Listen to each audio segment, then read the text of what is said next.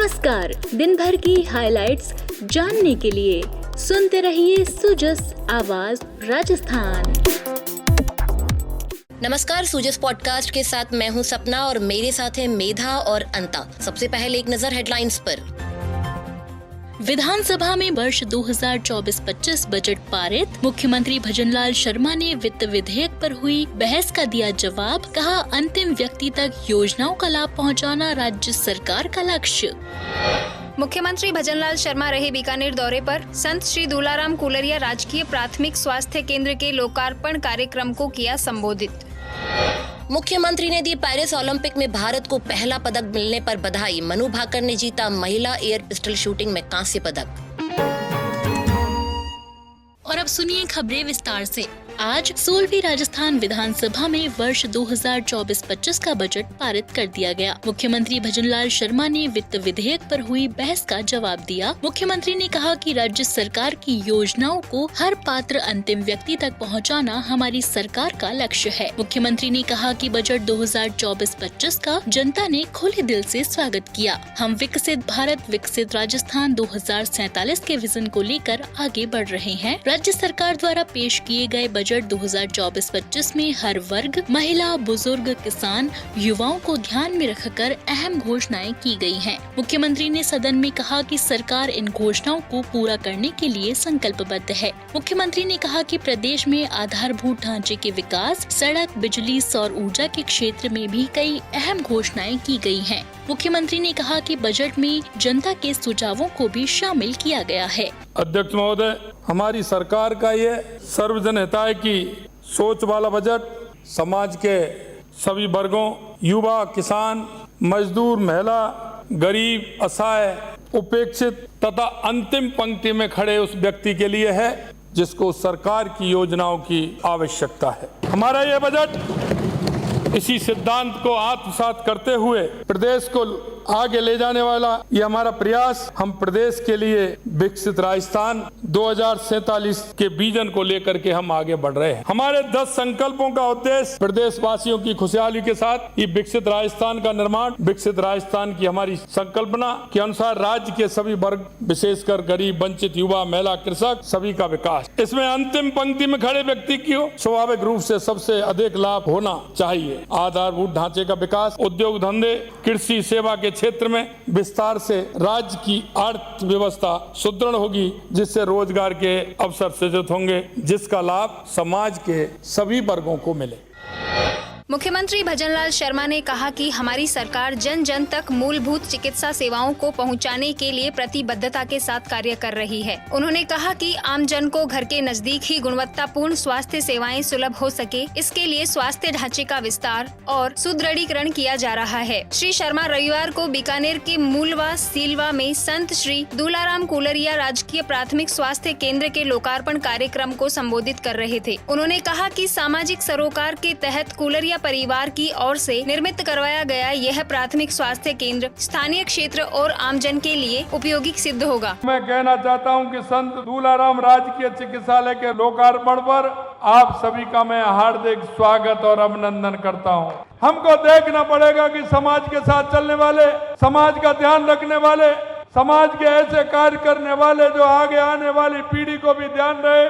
मैं ऐसे भाई संत राम दुलरिया जी की पुण्य स्मृति में चिकित्सालय का निर्माण हुआ है। ये भवन मानव मात्र की सेवा के प्रति कृत संकल्प है। संत दुलाराम जी ने समाज सेवा को अपना जीवन मंत्र माना। गौ सेवा के माध्यम से उन्होंने पशु कल्याण का संदेश दिया, करुणा एवं परोपकार की भावना को जगाया। उनकी स्मृति में अस्पताल का निर्माण उनके आदर्श के प्रति सच्ची श्रद्धांजलि होगी। हमारी सरकार मूलभूत चिकित्सा सेवाओं को जन जन तक पहुंचाने की हर संभव कोशिश कर रही है। हमारे प्रधानमंत्री श्री नरेंद्र मोदी जी का ध्येय आम जन को सस्ती एवं बेहतरीन स्वास्थ्य सेवाएं सुगमता पूर्वक उपलब्ध हों, कोई भी गरीब पैसे के अभाव के इलाज से वंचित नहीं रहे। इसी सोच के साथ देश भर में स्वास्थ्य सेवाओं के ढांचे में परिवर्तन और सुदृढ़ीकरण हो रहा है। गांव ढाड़ी तक स्वास्थ्य सेवाओं को प्रतिबद्धता के साथ मजबूत किया जा रहा है ताकि लोगों को अपने घर के नजदीक ही गुणवत्तापूर्ण स्वास्थ्य सेवा मिले।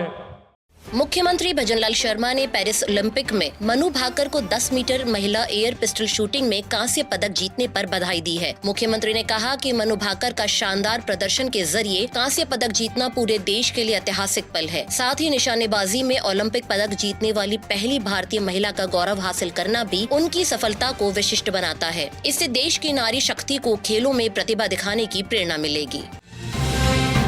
अब एक नजर मुख्यमंत्री के सोशल मीडिया संदेश पर। आज अंतर्राष्ट्रीय विश्व बाघ दिवस है। मुख्यमंत्री ने सोशल मीडिया संदेश पर इस संबंध में जानकारी देते हुए लिखा, सभी प्रदेशवासियों और प्रकृति प्रेमियों को अंतर्राष्ट्रीय बाघ दिवस की हार्दिक शुभकामनाएं। पारिस्थितिकी तंत्र के संतुलन के लिए प्रकृति की अमूल्य निधि और शक्ति के प्रतीक बाघों का संरक्षण अत्यावश्यक है। आइए हम शौर्य और सामर्थ्य के अनुपम प्रतीक हमारे राष्ट्रीय पशु बाघ के संरक्षण के लिए अनुकूल पारिस्थितिकी तंत्र के निर्माण के लिए दृढ़ संकल्पबद्ध होकर इस महत्वपूर्ण दिवस को सार्थक बनाएं। और अब विधानसभा में आज उद्योग मंत्री राज्यवर्धन सिंह राठौड़ ने आज विधानसभा में आश्वस्त किया कि मांग होने और राजकीय भूमि उपलब्ध होने पर चित्तौड़गढ़ में नवीन औद्योगिक क्षेत्र विकसित करने पर विचार किया जाएगा। उन्होंने कहा कि चित्तौड़गढ़ में कच्चे माल की उपलब्धता के कारण यहां उद्योगों के लिए अच्छी संभावना है। उद्योग मंत्री प्रश्नकाल के दौरान सदस्यों द्वारा पूछे गए पूरे प्रश्नों का जवाब दे रहे थे। अध्यक्ष महोदय, मैं माननीय सदस्य की इस बात से बिल्कुल सहमत हूँ कि चित्तौड़गढ़ का जो एरिया है वो बहुत पोटेंशियल है, क्षमता है उसके अंदर। ये बात भी सही है कि 1985 में वहाँ पे औद्योगिक क्षेत्र बना था और आज की तारीख में वहाँ 4 उपखंड के भूखंड के अलावा कोई उपलब्ध नहीं है। हालांकि जैसे मैंने अपने प्रश्न का उत्तर भी दिया है कि हमारे को कोई डिमांड नहीं आई है। हम डिमांड बेस्ड काम करते हैं अध्यक्ष महोदय, तो डिमांड भी होनी चाहिए, वहाँ पे रॉ मटेरियल भी होना चाहिए, जो रॉ मटेरियल है वहाँ पर। एक मैं माननीय सदस्य से आग्रह करना चाहूंगा कि हमारे को अभी जो रिपोर्ट मिली हुई है उस क्षेत्र की, वो ये है कि तकरीबन 10 हेक्टेयर राजकीय भूमि उपलब्ध नहीं है वहां पर। तो आपके सहयोग से वहां पर काम करेंगे। अगर डिमांड आएगी, जमीन की उपलब्धता होगी, हम जरूर इसको करवाएंगे। खाद्य एवं नागरिक आपूर्ति मंत्री सुमित गोदारा ने विधानसभा में आश्वस्त किया कि बाड़मेर विधानसभा क्षेत्र में आवश्यकता अनुसार उचित मूल्य की दुकानें खोली जाएंगी। उन्होंने कहा कि यहाँ आबादी दूर दूर बसी हुई है, इसे देखते हुए मांग आने पर आमजन की सुविधा के अनुरूप नई दुकानें खोलने का निर्णय लिया जाएगा।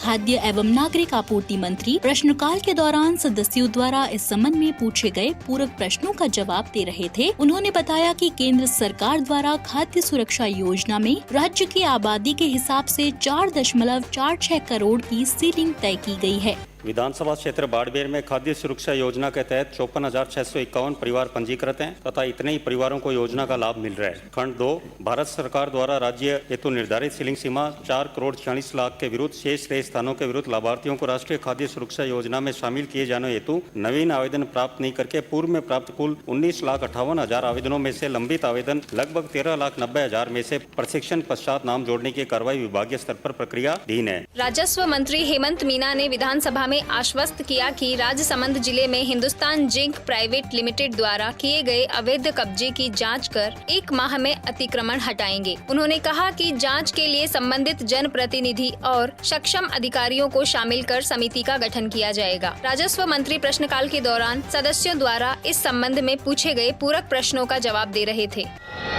ऊर्जा राज्य मंत्री हीरालाल नागर ने आज विधानसभा में आश्वस्त किया कि ढाणियों में ट्रांसफार्मर पर विद्युत भार निशुल्क बढ़ाने के लिए राज्य सरकार द्वारा प्रयास किए जाएंगे। उन्होंने स्पष्ट किया कि वर्तमान में गैर आबादी क्षेत्रों में बसी ढाणियों में नए विद्युत कनेक्शन के लिए उपभोक्ता द्वारा अपने स्तर पर राशि वहन कर ट्रांसफार्मर का विद्युत भार यानी कि लोड बढ़वाया जाता है। आबादी क्षेत्रों में ये कार्य निगम द्वारा निःशुल्क किया जाता है।